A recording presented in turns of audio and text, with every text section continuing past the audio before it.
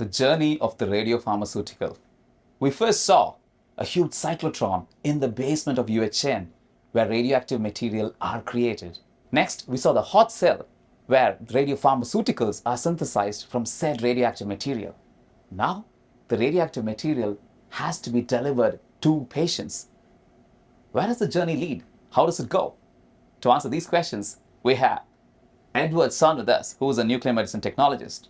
So, Ed, how does it reach here, the radioactive material, which is either developed by the hot cell or if it's obtained outside from other industry? How do you get it here? So it's pretty straightforward. People just generally walk it up Okay. from the basement. And so we receive it, and we receive it in a case like this. Oh, this one. Yeah. Do you mind if I? Yeah, Should go I? ahead. Oh my God, this is so heavy. Why is it so heavy? Well, in order to protect us and protect patients as well, we generally have to shield some of the radioactivity with a little bit of lead. Majority of the radioactivity that we use are either alpha and beta particles, so we don't have to use that much lead in comparison to like somewhere else, rat PMH for the PET centers. Okay, so you're saying that this is light.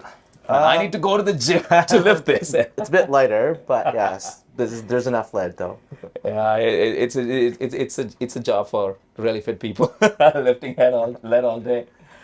So what happened next? Yeah, so once we receive it, we verify that is actually the thing that we wanted to inject into the patient.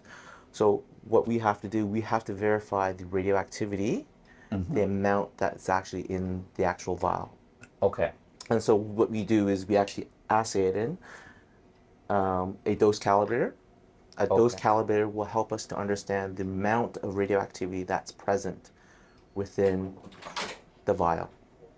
And so once we verify the amount of radioactivity, we can then reassemble the vial and draw it into a syringe,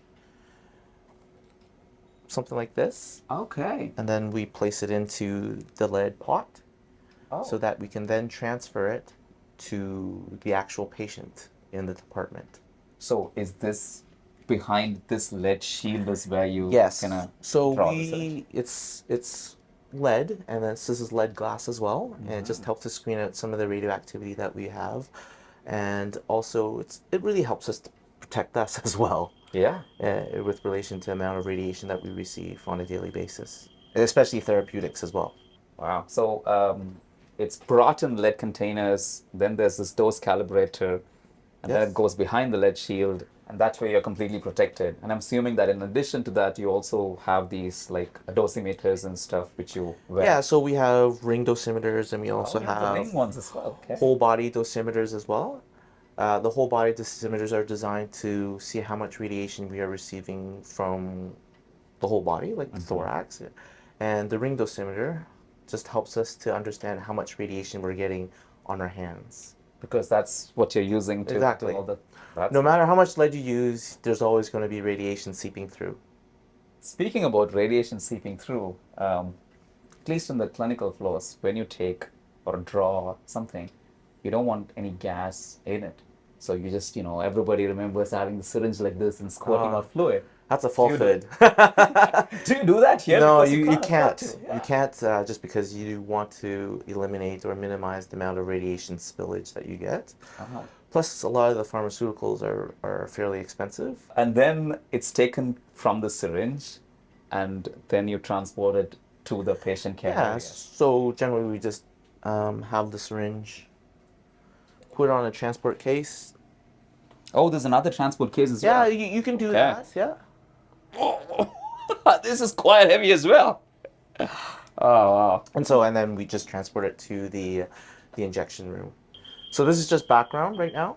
There's not much radioactivity being exposed. Okay. But when you come back here, Oh, yeah. It goes nuts. yeah, so there's a radioactive material. That's why it's all leaded. There you have it. Radiopharmaceutical is transported to these containers. And where do patients get them? And what happens to patients next? Follow us on this journey.